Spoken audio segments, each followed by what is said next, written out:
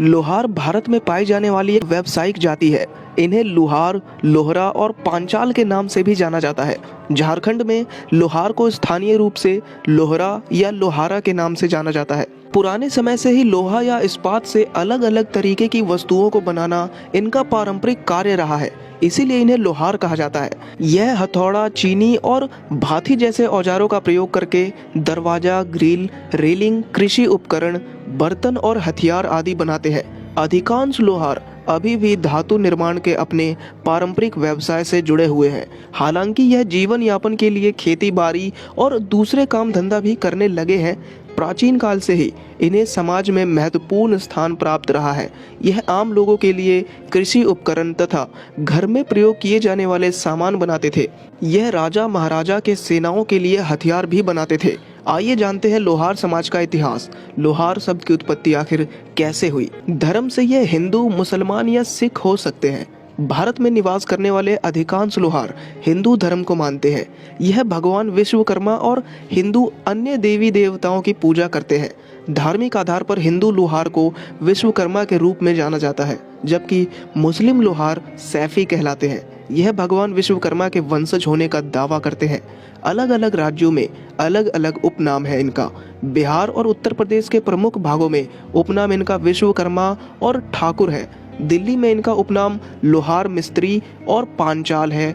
लोहार जाति दो उप समूहों में विभाजित है, गाडिया लोहार और मालविया लोहार। हिंदू लोहार जाति के प्रमुख गोत्र बडगुजर, तंवर, चौहान, सोलंकी, करहेड़ा, परमार, भूंड, डांगी, पटवा, जसपाल, तावड़ा, धारा, शांडिल्य, भीमरा और भारद्वाज है। हिमाचल प्रदेश में तारखान और लोहार दो जातियां हैं। सिख लोहार को तारखान के नाम से जाना जाता है और इन्हें ओबीसी जाति के रूप में वर्गीकृत किया गया है।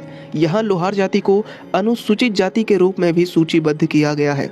उत्तर प्रदेश में इन्हें ओबीसी जाति के रूप में और बिहार में इन्हें अनुसूचित जनजाति के रूप में सूचीबद्ध किया गया है। 12वीं शताब्दी में रचित राजतरंगिणी अनुवादित सर मार्क ऑरेलस्टीन के अनुसार लोहार के प्रमुखों का परिवार खासा जनजाति से था। लोहार वंश का केंद्र लोहार कोटा नामक एक पहाड़ी किला था, जिसका सटीक स्थान एक लंबे समय तक अकादमिक बहस का विषय रहा है। कल्हड़ के एक अनुवादक स्टीन ने कुछ सिद्धांतों पर चर्चा की और निष्कर्ष निकाला कि यह पश्चिमी पंजाब और कश्मीर के बीच व्यापार मार्ग पर पहाड़ों की पीर पंजाल क्षेत्र में स्थित है। इस प्रकार यह कश्मीर में ही नहीं बल्कि लोहार के राज्यों में भी था, जो सामूहिक रूप से लोहारिन के नाम से जाना जाने वाला बड़े गांव के समूह के आसपास केंद्रित था। सिंहराज नामक लोहार के राजा की बेटी दिद्दा ने कश्मीर के राजा सेन गुप्ता से शादी की। इस प्रकार दोनों क्षेत्रों को एकजुट किया। इस काल में अन्य समाजों की तुलना में कश्मीर में महिलाओं को उच्च सम्मान दिया जाता था और जब 958 में सेन गुप्ता की मृत्यु हो गई तो महारानी दिद्दा ने अपने छोटे बेटे अभिमन्यु द्वितीय के लिए राज प्रतिनिधि यानी शासनकारी के रूप में सत्ता संभाली। 972 में अभिमन्यु की मृत्यु के बाद उसने अपने बेटों नंदीगुप्त, त्रिभुवनगुप्त और भीमगुप्त के लिए एक ही कार्यालय का प्रदर्शन किया। 980 में भीमगुप्त की मृत्यु के साथ ही वह अपने आप में शासक बन गई।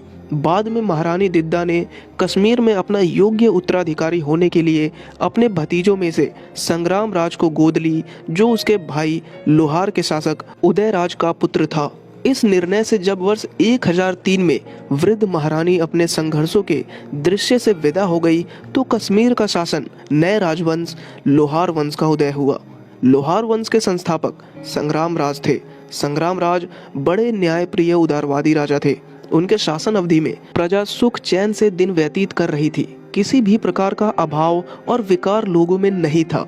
संग्राम राज कश्मीर के खिलाफ महमूद गजनवी के कई हमलों को खदेड़ने में सक्षम रहे और उन्होंने मुस्लिम के खिलाफ शासक त्रिलोचन पाल का समर्थन भी किए। संग्राम राज के बाद अनंत को लोहार वंश का राज सिंहासन मिला, जिन्होंने अपनी वीरता, धीरता और शौर्यता के बल पर शासनकाल को संभाला और सामंतों के विद्रोह को कुचला और अपने शासन क्षेत्र का विस्तार भी किया। शासन सत्ता सुचारू रूप से कायम करने में सफल रहे उनकी प्रशासन में उनकी पत्नी रानी सूर्यमती सहयोग करती थी। रानी सूर्यमती में कुशल रानी के गुण विद्यमान तो था ही, साथ साथ उनमें एक कुशल राजनीतिज्ञ और नेतृत्वकर्ता के गुण भी कूट कूट कर भरे थे। वह शासन के सभी महत्वपूर्ण मुद्दों पर बराबर विचार विमर्श करती थी। रानी के द्वारा प्रतिपादित किया गया नियम कानून अकाट्य सिद्ध होता था। यहाँ तक कि स्वयं राजा अनंतराज और उनके मंत्रिमंडल भी रानी सूर्यमती के द्वारा बनाए गए नियम कानून में कोई कमी नहीं निकाल पाते थे। उनके द्वारा बनाए गए नियम कानून ज्यों के त्यों लागू कर दिया जाता था। राजा अनंत के पुत्र कलश थे जो राज्य का उत्तराधिकारी बने। कलश का पुत्र हर्ष का नाम इस दृष्टि से उल्लेखनीय है कि वह स्वयं महाविद्वान, प्रखर बुद्धि, दार्शनिक, कवि और कई भाषाओं और विद्याओं का ज्ञाता था। कल्हण राजा हर्ष के आश्रित कवि था। हर्ष को कश्मीर का नीरो भी कहा जाता है। उसके शासनकाल में कश्मीर में भयानक अकाल पड़ा। उसके अत्याचारपूर्ण कार्यों से त्रस्त होकर उत्सल और सुसल नामक भाइयों ने विद्रोह कर दिया। राज्य में आंतरिक अशांति के कारण हुए विद्रोह में लगभग 1101 ईस्वी में हर्ष के पुत्र भोज एवं हर्ष दोनों की हत्या कर दी गई। लोहार वंश के अंतिम शासक जयसिंह लोहार वंशी थे। उन्होंने अपने युद्ध कला कौशल से यूनानी मूल के यवनों को परास्त किया और राज्य की सीमा का विस्तार शुरू किया। जयसिंह कल्हण के राजतरंगिणी का अंतिम शासक थे और उसी समय में राजतरंगिणी भी पूरी हुई। तो दोस्तों, आशा करता हूँ आपको यह वीडियो पसंद आई होगी। अगर वीडियो अच्छी लगी हो तो प्लीज़ वीडियो को लाइक करें और चैनल को सब्सक्राइब करें।